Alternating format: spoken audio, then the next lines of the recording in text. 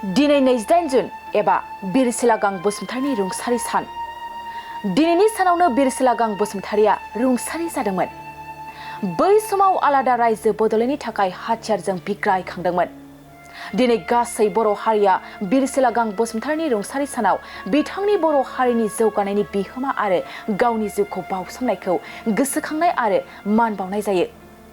1959 मायथाइनि 1 फेब्रुवारियाव क'क्राझार दतमा बंसिगाव गामियाव जोनोम मोननाय बिर चिलागां बसुमतारीया भारतआव आलादा रायजो नागिरनायाव बड'लेण्ड सोमावसारनायाव सासे गाहाय सुबुंमोन। बिथाङा बड'लेण्ड लिबारेशन टाइगारनि गायसनगिरि मासिगिरिमोन आरो बड'लेण्ड सोरजिनायनि दावहायाव गोनांथार बिहोमा होदोंमोन। बिर चिलागां बसुमतारीया गोबाव सम लोमजानायनि उनाव 28 जुन 1990 मायथाइयाव गावनि बिसि रमानी बसुमतारीजों लोगोसे गावनि सानै फिसाज्ला आरो सासे फिसाजोखौ नागारलांबाय। बोसोरफ्रोमबो बर'फ्रा 28 जुन खालि बिर चिलागां बसुमतारीनि थैनाय सानखौ बिथांनि फबनाय थावनि बंसिगाव थानाय बिर चिलागां फुरियाव फालिथाय आरो मान बावनायजों गोथार महरै फालिनाय जायो।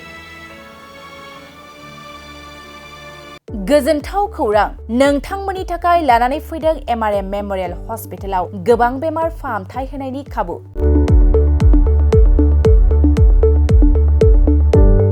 बेमारि सुबुंफोरनि थाखाय गोजोनथाव खौरां, MRM मेम'रियेल हस्पिटालाव मोजां रोंग'थि गोनां डक्टरफोरजों बेमारि सुबुंफ्रा मोजां फाहामथाय लानो हानाय सुबिदाखौ लानानै फैबाय MRM मेम'रियेल हस्पिटाला।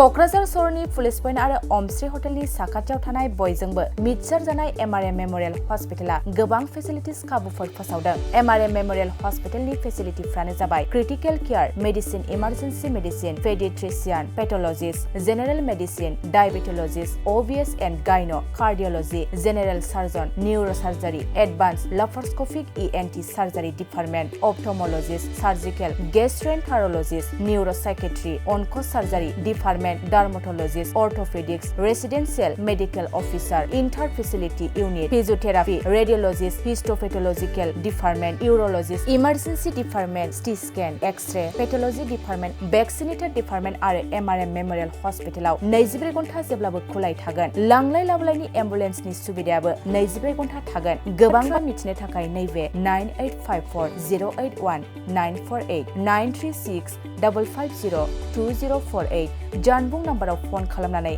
नोंथाङा मिथिनानै लानो हागोन।